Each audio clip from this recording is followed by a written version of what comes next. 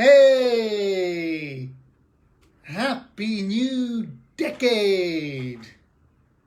Can you believe we're saying that? Happy New Decade! Wow! I cannot believe it. It is 2020.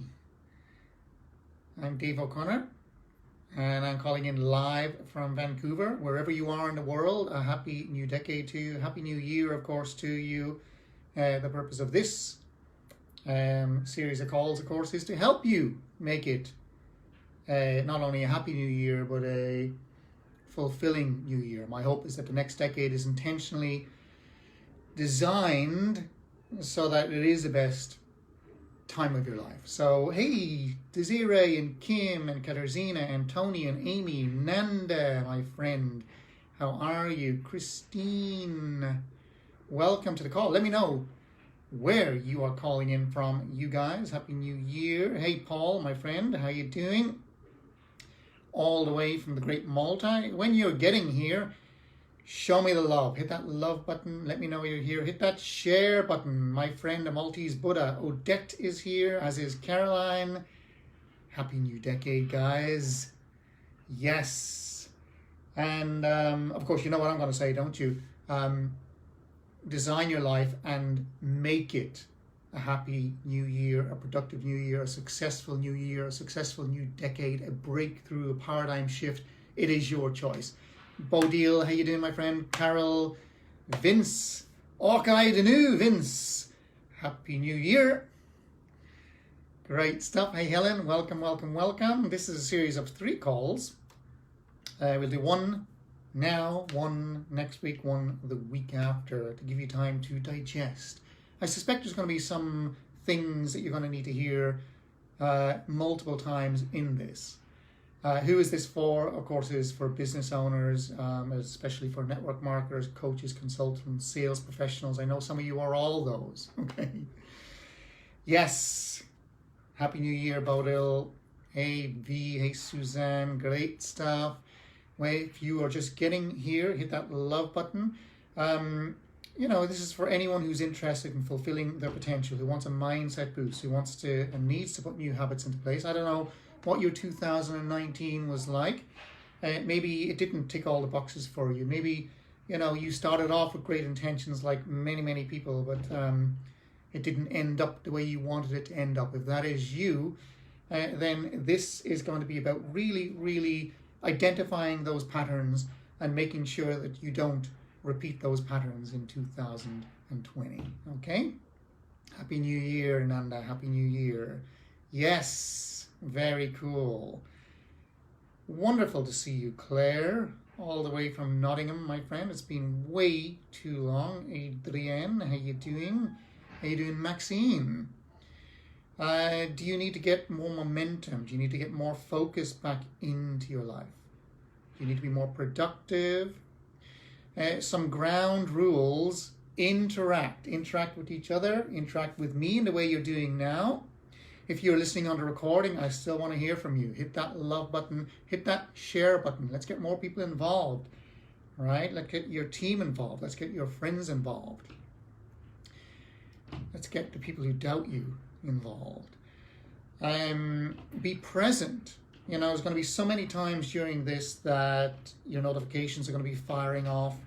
And I'm telling you, I mean, there's going to be just a few things here that are really going to stand out, that have the potential to completely change the game for you.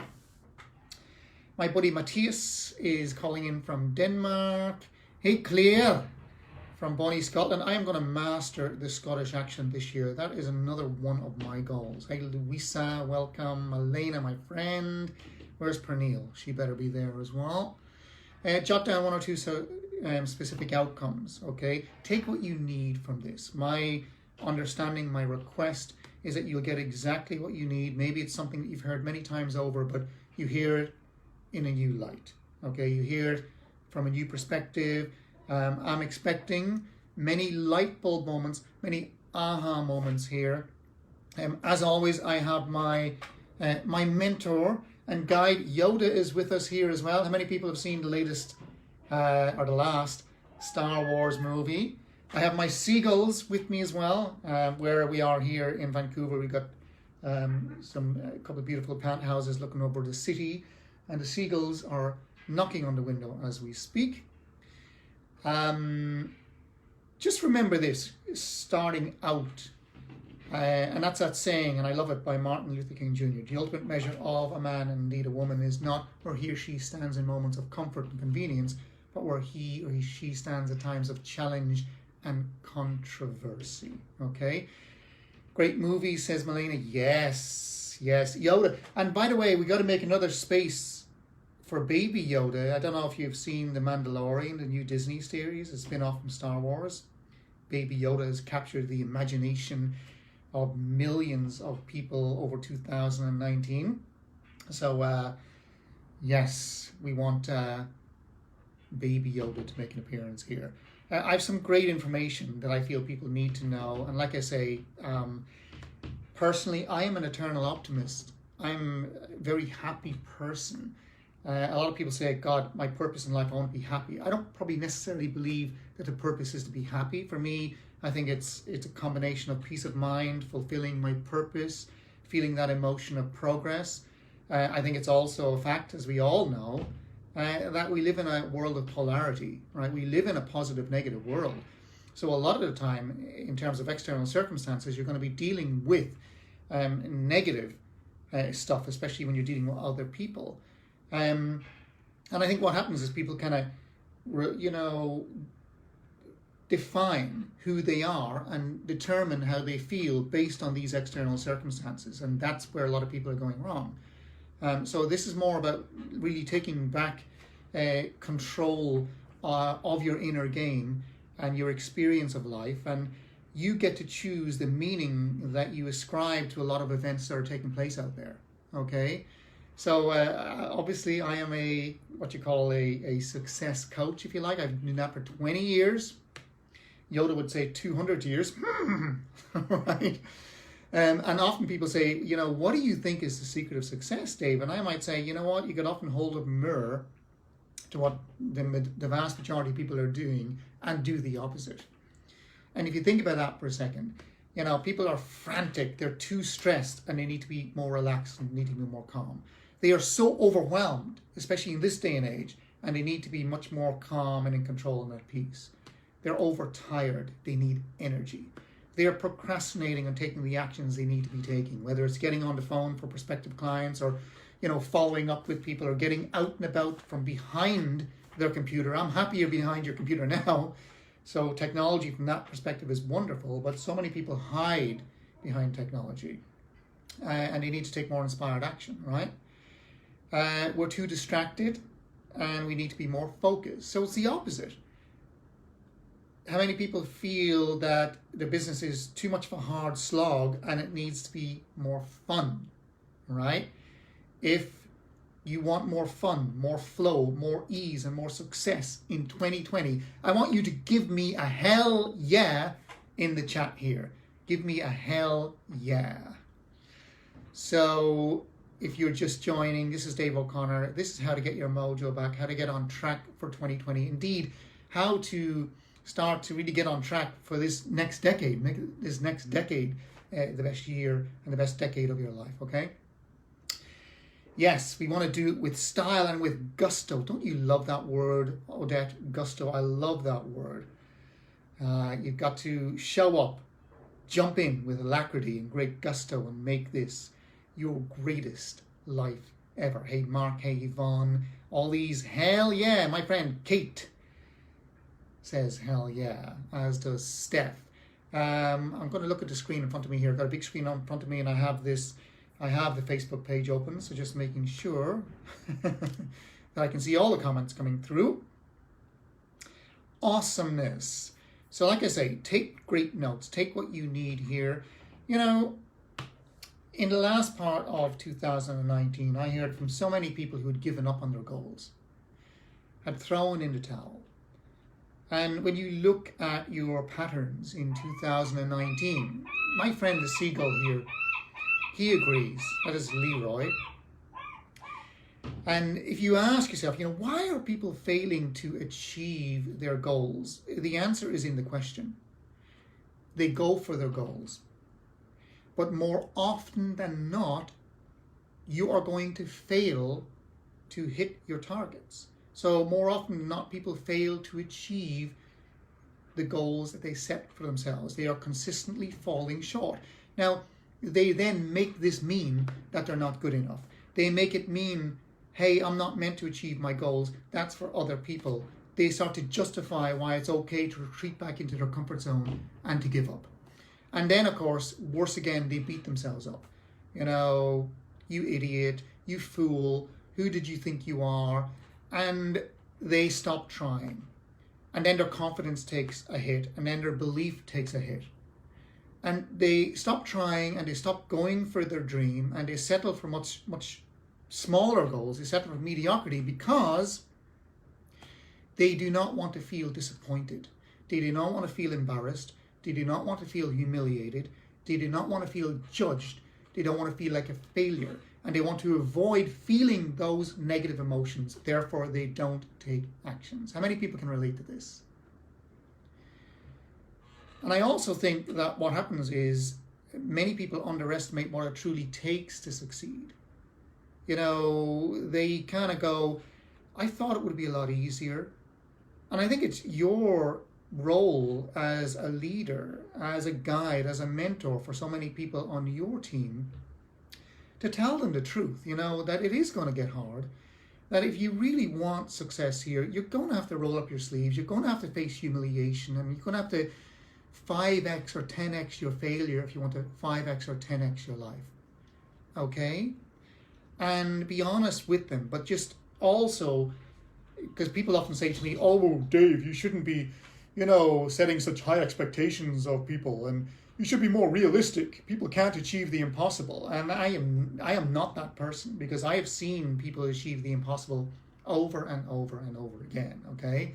We are built to do the impossible. And I want you to type into that chat there, I can do the impossible, okay? So you're not going to get me being more realistic, you know, or being more reasonable, right? We are built to achieve greatness.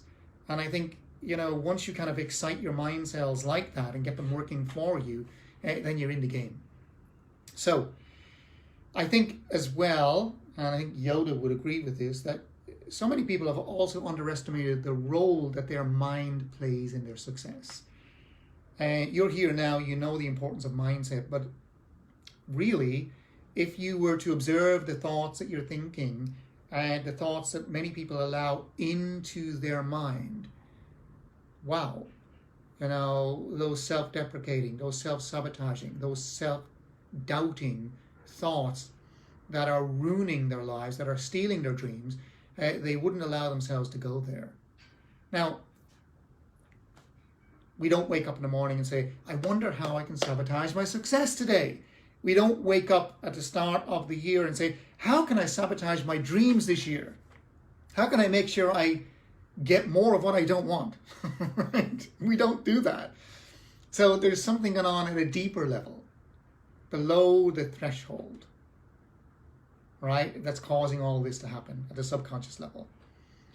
Paul Catuti says, I feel like a blank canvas. Isn't that wonderful that you can approach this new year and indeed every day with a new blank canvas? And we don't allow ourselves to do that either, because we want to beat ourselves up by what we didn't do yesterday. All right? So I do want to say as well, to even declare, right, that you are going to have more failures than successes. And that's okay. That's part of the process. As Odette says, that is great. As Nanda says, I can do the impossible.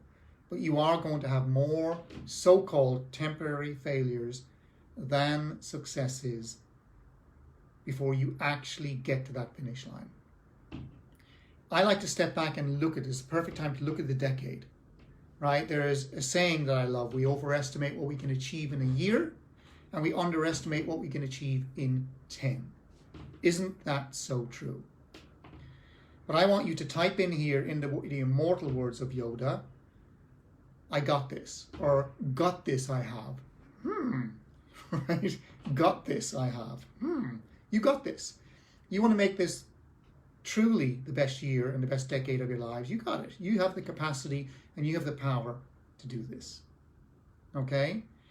And I think what you've got to do, and I'm going to encourage you to do in this session in particular, is to anticipate in advance where the self-sabotage will inevitably come up.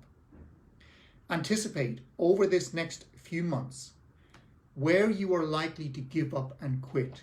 Look at your patterns from last year. When did you give up? When did you go off track? When did you get unconscious?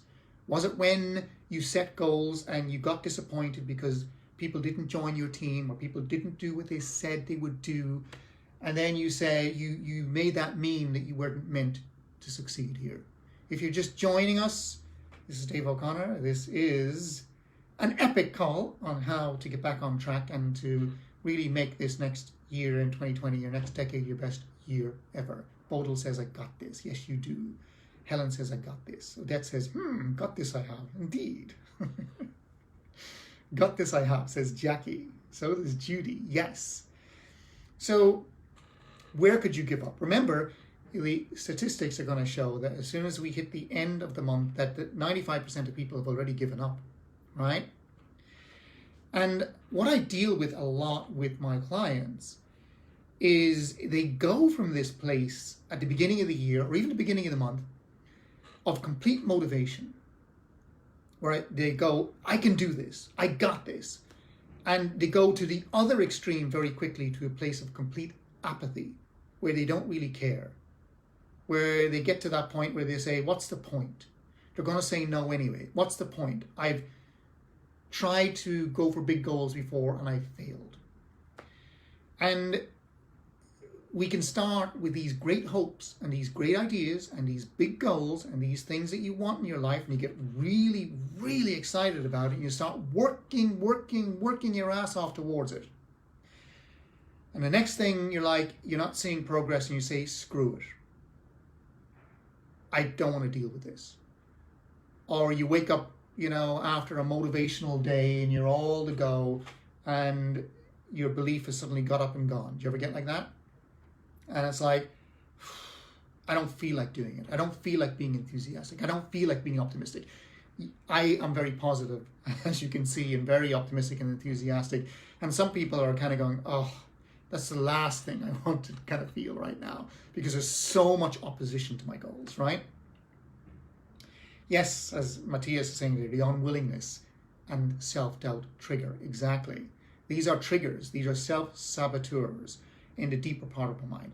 And I think a lot of us don't even notice that we've slipped over to the dark side of the force. We don't notice that, right? If I said to you, are you a positive person? You're going to say, of course I am, right? But then how many of you are just found yourself at the end of the year there exhausted, even uninterested, right, in chasing your goals, spending so much time worrying and stressing and beating yourself up that you didn't have any energy left, right, to be even interested or concerned about what is possible for you and your clients or your team or your family in your life. You're just basically moving into survival mode.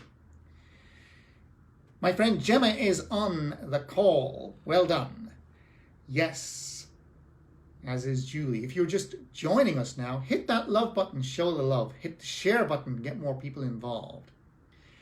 So what happens then is we go into this lack of concern, almost indifference, for a period of time. Can you relate to this? It could be a few weeks, it could be a few months, where you don't even want to look at personal development, right? You don't want to look at that guy Dave O'Connor or anyone else you've been looking at or being coached by, right? You just want to hide under the covers, and then you come back out of that place. Maybe that's now at the start of this new decade, and you go, why did I do that? I wish I would have just kept going. I wish I would have just kept focused, kept working, kept creating. And you end up almost like you can't get ahead because you keep slipping back into these bad negative patterns. And many people can relate to this. Yeah? And I want to draw your attention to it more and more throughout this call, because I think it's one of the greatest and biggest dream stealers. Okay, we fall back into that apathy, we stop getting focused, and then we're filled with regret, Why didn't I keep going in 2019? Where would I be if I had ignored those voices in my head, those voices on my shoulder, and just made the calls? And just made that extra 2 or 3 calls 5 days a week. Where would my business be now? Where would my life be now? Let that not be you. Type that into the chat there. Let that not be me in 2020. Learn from your mistakes. Because in 2020, at some point, probably sooner rather than later, this is going to happen again. It's going to happen again where you lose your motivation, where you lose your mojo, where you don't feel like doing it, and you feel like you're just going through the motions. And we're not paying attention to the thoughts that are causing that. We're doing it almost slipping back into it by default. And that's what's happening with people is, you've almost set yourself up, a lot of people in your life, where you can just default back to survival mode. Nowadays, we're in a situation, right, where our dreams are optional, to be honest, because we can be comfortable. We don't actually have to create a great life for ourselves unless our back is really up against the wall and the money is really dropped down and our business and our team have evaporated and you really know that you've got to fight for your dreams. Otherwise, what's happened is a lot of people in life are living quite comfortably at a mediocre level. Mediocre? At a mediocre level. So Claire Brigitte says, let that not be me. Yvonne says, let that not be me for 2020 or next decade indeed. Britt says, let that not be me. Yes, as does Rebecca and Shelley. So, we don't have to evolve into the best version of ourselves, the next level of ourselves, right?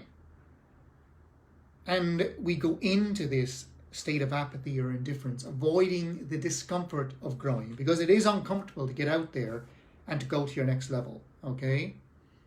It is uncomfortable to, consistently make those 5 extra calls a day or 10 extra calls a day, or, it's uncomfortable to go out there and to connect with people, especially if you're an introvert and you're not used to doing that, or to walk into a networking group and to start to be proactive. Or even just to step into an elevator and instead of just kind of hiding there and saying nothing, to actually step up, and actually engage in a conversation. We don't normally want to do that. So we fall back into this pattern of, what's the point? They're going to say no anyway. What's the point? I'm going to fail. What's the point? It doesn't matter whether I achieve my goals or not. And that is the most dangerous place that you can be, because it does matter. You do matter. You are important in this world. Your voice counts. So many people are counting on you, and you are a VIP. And I want you to key that into the chat as well. I am a VIP. I am a very important person. You matter.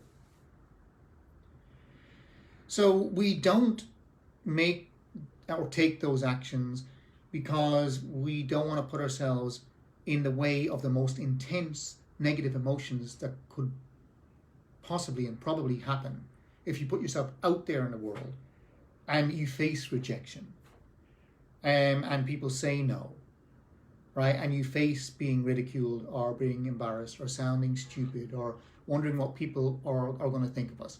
If you never write that book that you're dreaming about writing for so long, you never have to worry about getting the rejection comments, right? If you don't make those phone calls to these prospects on your who do you know list, or people who've intimidated you, right, in the past, then you don't have to get those rejections.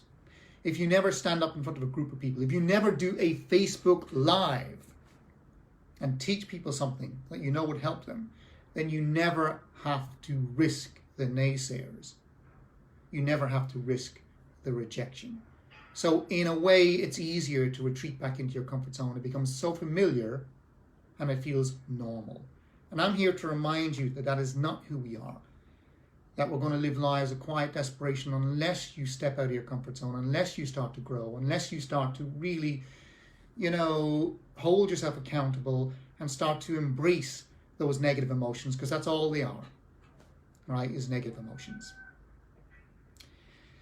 So 2020, as Paul should be the learning curve of the past decade.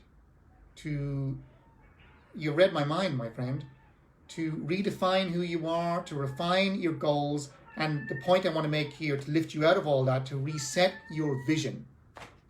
To reset your vision. This is the number one thing you got to do here. Again, my seagull is agreeing out there. You got to give yourself permission to get excited about your future again, get excited about your life again. You know, to look at yourself in the mirror, smile, and see that light in your eyes again. Again, as Yoda would say, excited I am. You need to stretch your mind and think big beyond what you and everyone else thinks is possible for you. What would you do if you knew your success was guaranteed is one of my favorite questions to ask myself. Alexandra says she's going to give herself permission. Awesome. As is Claire. Yes. To get excited again. It can start out as being hopeful, which is better than no hope, of course. But then you've got to get excited and realize that this is who we are meant to be. The high achievers in life are training themselves constantly to think greater than their past, to think greater than their current negative circumstances. I would suggest that you create even a theme for the next decade. For me, it's prosperity for everyone.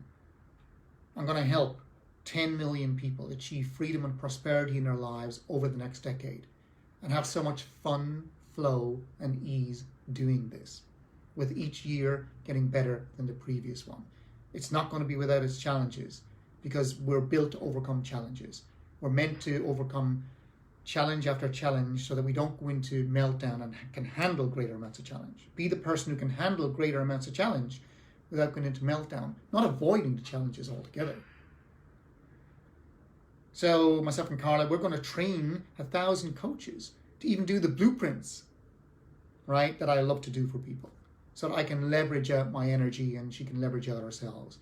So we created a high-end certification, just very high-end, just for that. I would suggest to you that you get a coach. Maybe, you're looking at this and you're using me as a coach in this session. Cool, because a coach without a coach is like a doctor who won't see a doctor, because you're all coaches. You all coach people and mentor people.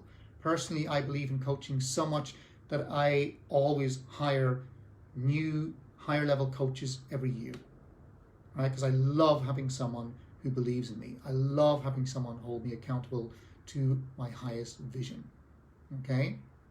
And that will be the future, right? Just like everybody back in the 70s, it wasn't commonplace for people to go to the gym and lift weights. I think it's going to be the same with coaching. Everyone will have a coach.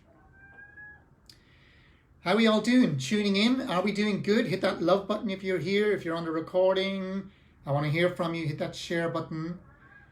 Yes, you need to believe. You have to believe. I'm going to show you step by step how to believe. You'll see I'm kind of layering this in, starting with the 30,000 foot view, and then we'll kind of go right down to the nitty gritty of what actually helps increase your belief and decrease the doubt, what helps you overcome the self-sabotage, what helps you identify and overcome those obstacles.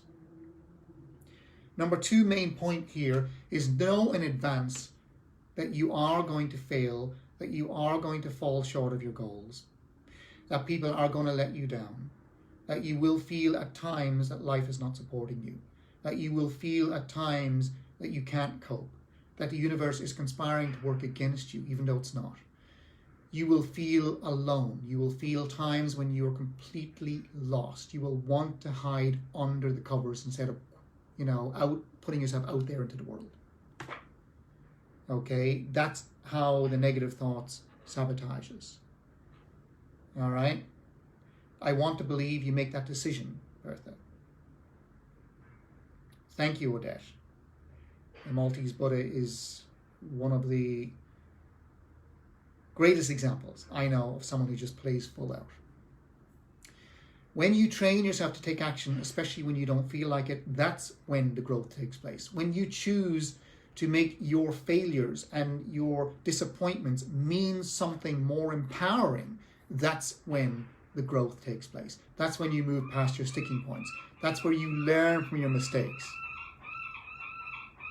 As my seagull friends will in perfect unison, I might add, agree.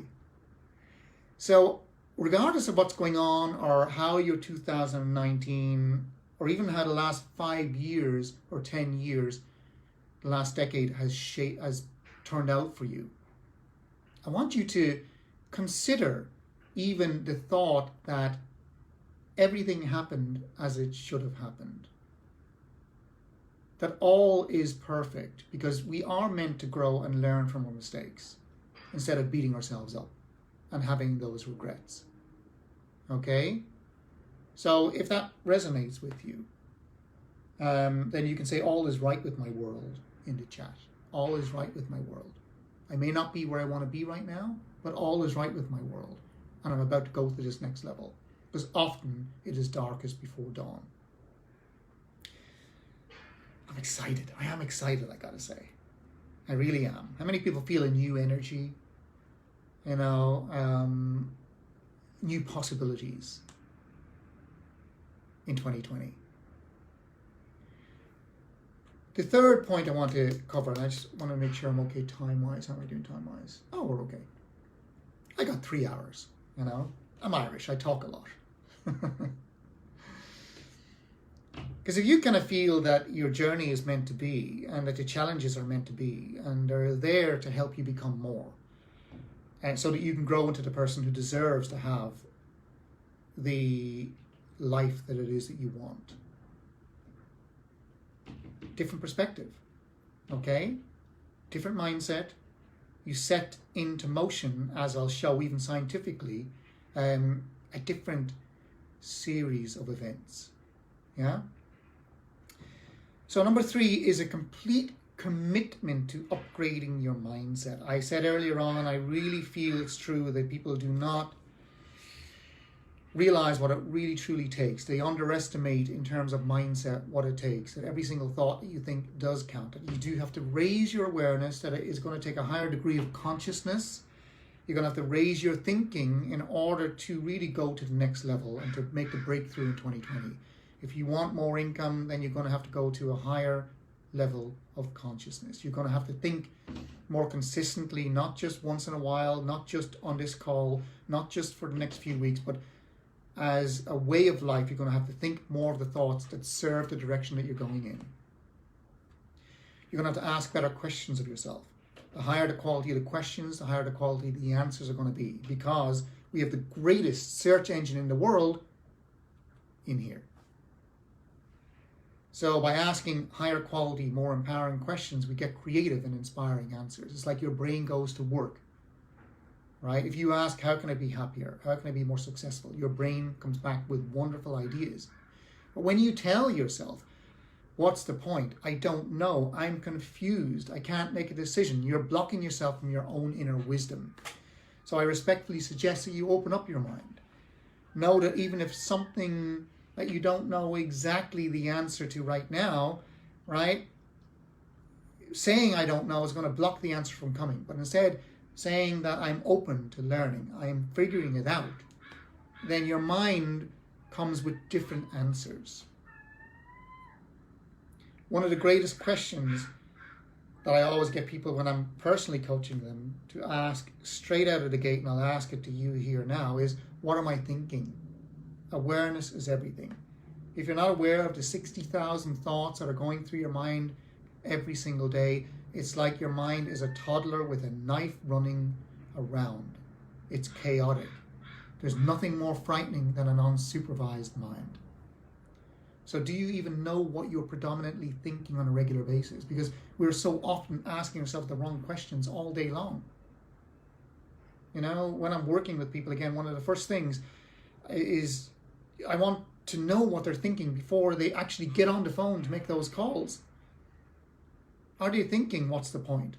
You know, why bother? They're going to say no anyway. What are they thinking as they're procrastinating?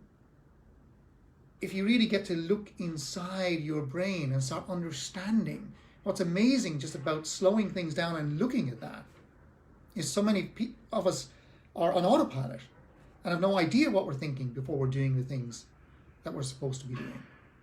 And then I think people are blown away and often disappointed and overwhelmed with what the heck is going on in there. You know, a lot of it's very negative. So sometimes when you're going in there and you're really observing all these thoughts that you're thinking, the questions that you're asking yourself, it's like a house you haven't cleaned in years, right? It's alarming. It's scary what's going on in there. But that just is mentioning there, nothing is more frightening than an unsupervised mind. It's like an unbridled horse. So how are we doing? Any light bulb moments going off inside of our minds here? Because you've heard some of this before, but has it landed? That's the real question. And you need to hear it over and over and over again. Just because you hear something once, that's insane to think, now I've mastered that. You know, mastering is hearing it often hundreds or thousands of times and, you know, repeating it. You know, the repetition is the mother of all skill, right? Take a moment right now. Here's a challenge for you.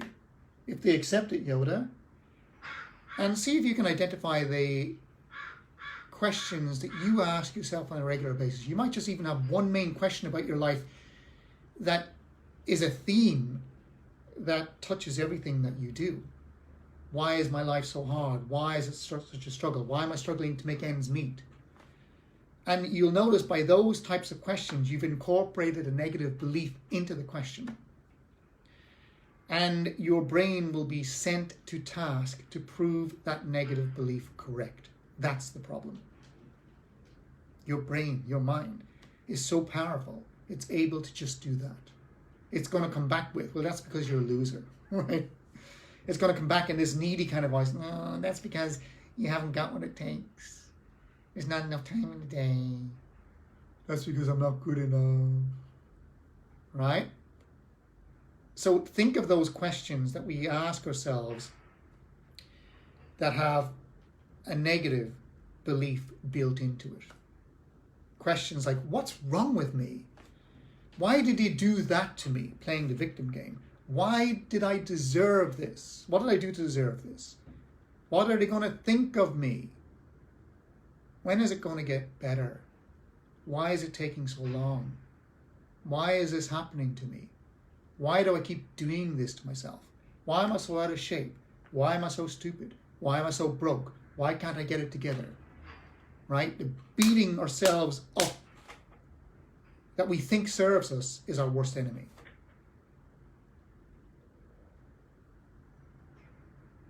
Yes, Bodil is reinforcing here how dangerous the unsupervised mind is and how she has used this type of information to really design the life that she wants. Notice how those questions, why can't they do this, or why can't I do that, or notice how these questions are dead-end questions that do not serve us. So if you constantly ask yourself, why can't I make a success of my business? Why has my business gone on this downward spiral? Why can't I make money? Again, the answer can only be a dead-end answer that will disempower you, because I'm not good enough, because I don't have the ability, because I'm out of alignment with my purpose, because I lost my mojo. And if you have that belief that you've no purpose, that you know, that you're not good enough, that you've lost your mojo, you're going to feel out of control. You're going to, you know, you're going to procrastinate. You're going to allow yourself to be indifferent towards your goals. You're going to say, what's the point? And you're going to go even deeper into this negative downward spiral. How can we stop doing this, though? Wrong question. You know, because that's only going to, you know, you're going to try and get rid of the fear when you should bring fear along as your friend. You start asking yourself the right questions. How can I succeed spectacularly and have a great time doing so? How can I feel more on purpose and massively focused and get more momentum back in my life today? You start asking yourself those questions. Then your great search engine will start to give you great answers, your next steps. The second question, by the way, after what am I thinking, is the ninja question, why am I choosing to think this? Yoda? I want you to key into the chat there. Interesting. Why am I choosing to think this? What this question does is it gives you back responsibility for what you're thinking, because we don't want to take responsibility for what we're thinking. We think it just happens. So we do not direct our minds and deliberately control our thoughts and our patterns. So the way that question is worded, right, puts the responsibility back in your hands and reminds you that every thought you think is a choice. And if your thoughts are choices, you're responsible for what you're thinking and what you're feeling, and ultimately what you're doing. Nothing to do with external circumstances, nothing to do with this person, that team member, that family member, that circumstance. No. So once you get to that place when we can bring to our own awareness as adults, because we're behaving like children a lot of the time, unsupervised, right? We can have a look at our thoughts, we can ask ourselves that question, and we realize it's not a thought that we want to choose to think. And from there, we can change it. We can at least explore why we are thinking it. And if it's not serving us, we can drop it and choose to think something that's more empowering. So instead of, I'm failing, I'm not meant to achieve success, you could say, well, actually, it's because I'm falling short of this goal that the universe wants more from me. And I can dig deeper, and this is all part of the process. Totally different perspective. Again, if this makes sense, give me a makes sense in the chat there. Give me a makes sense in the chat. And then you can kind of really observe the thoughts that you're thinking and how those thoughts are making you feel. Because you can't feel a certain way without the thought preceding it. And then you can't take action unless there's a better thought and a better feeling to go with it. You can't certainly take inspired action. So when you ask yourself, how does that make me feel thinking that thought, that I'm not on purpose, that I'm not good enough, that I'm not meant to succeed, just answer it with one word emotion.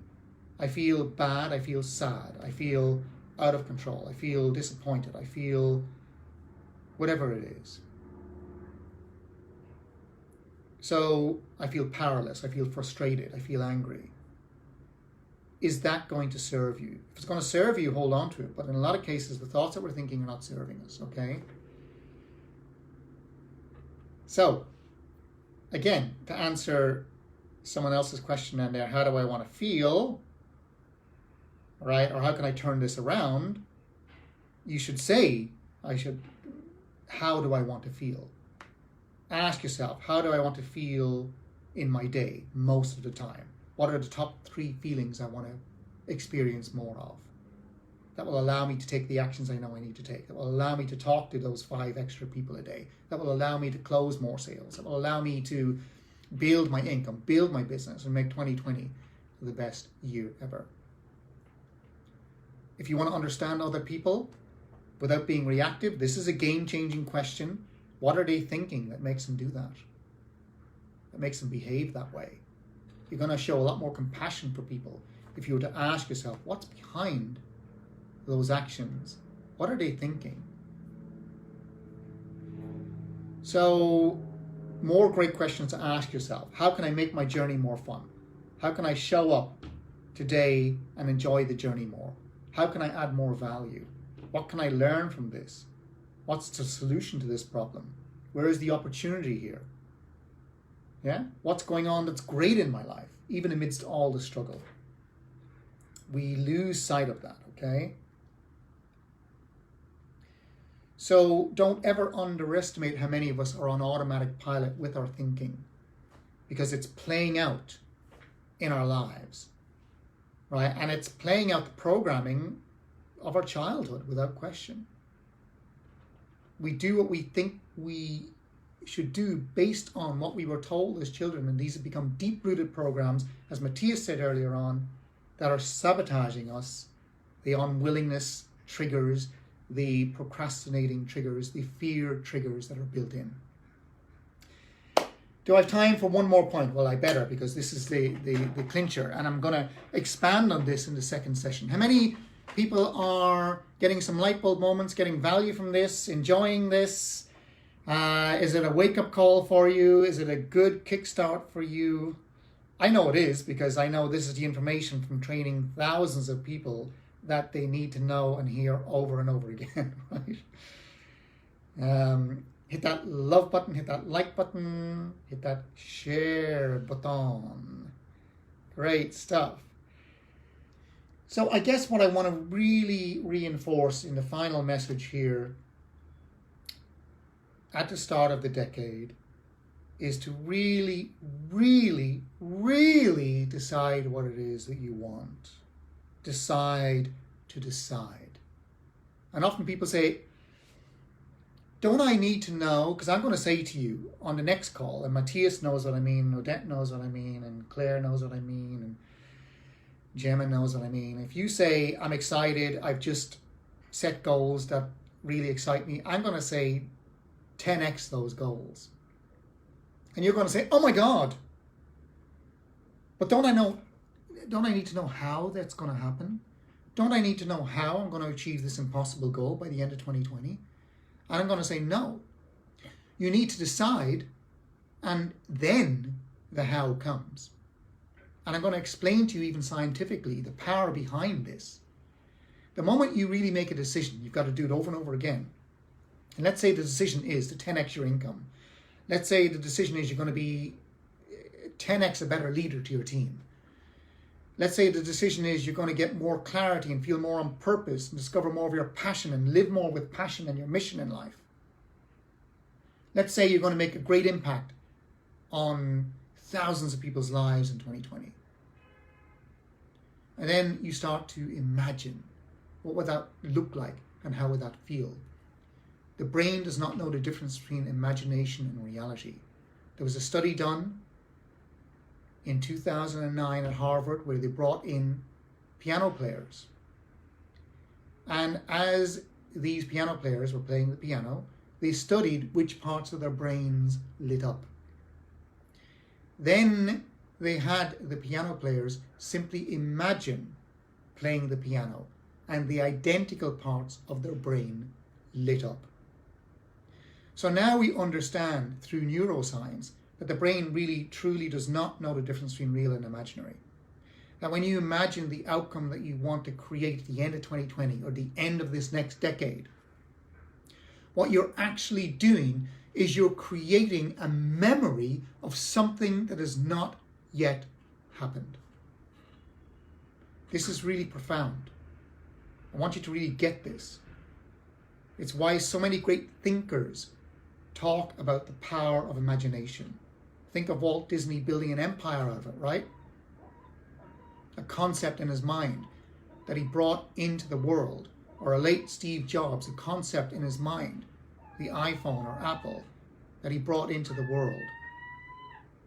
Because the brain is a goal-achieving machine that works in miraculous and magical ways. The moment that you make a decision to 5x or 10x your life, there's a change in your brain. You create a memory of something that has not happened yet, and it's that change in your brain that starts to give you the ideas and the thoughts and the inspiration that become the how. So the how comes to you after you make the decision, not before. The decision creates the image, and the brain, as the goal-achieving mechanism, is always trying to bring images into reality. That's what it does. So now you begin to think in alignment with producing this outcome. You feed your brain the image of what it is that you want, and listen to this, now you have the universe's technology working in alignment with you to bring it into the world.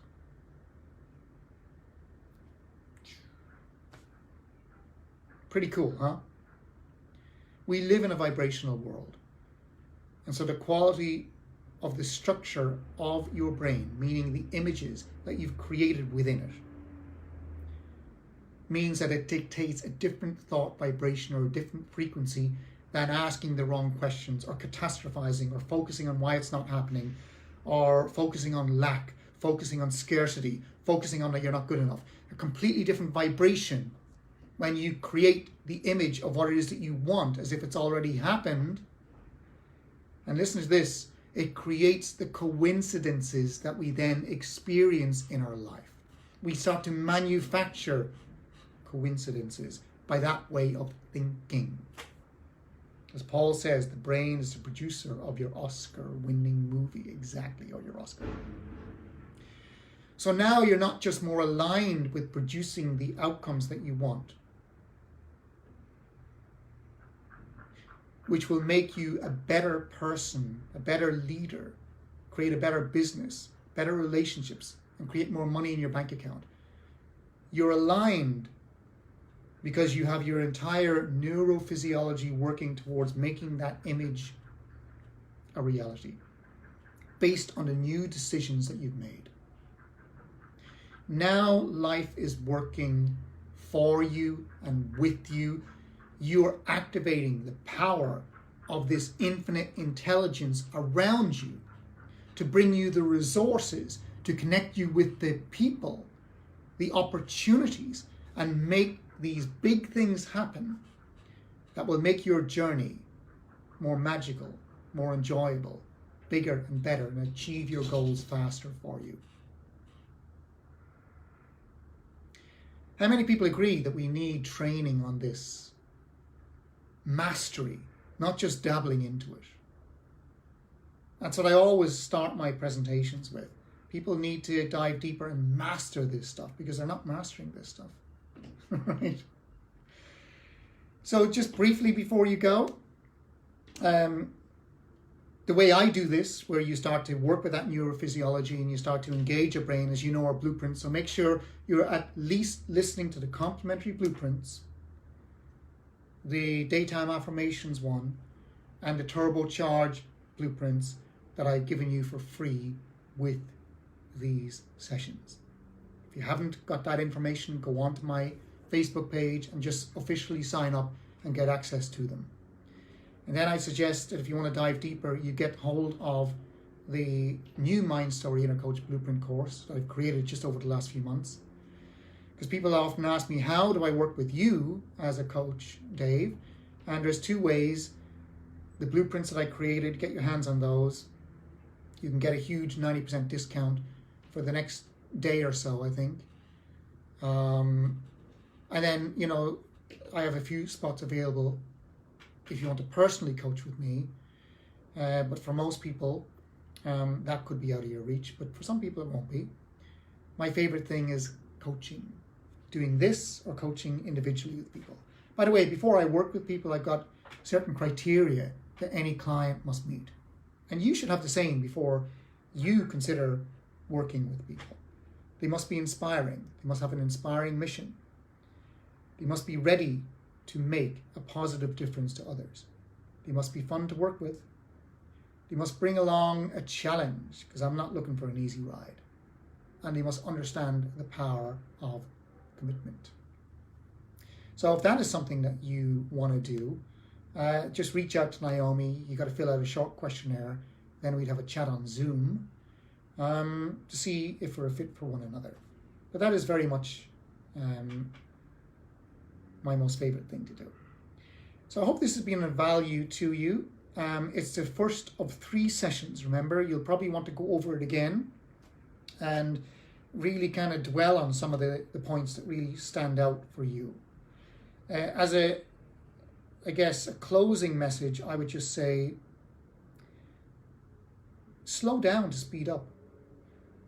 You're in a sea of opportunity, all the wealth, all the great things that you want. They're there in the next conversation that you have, the next phone call that you have.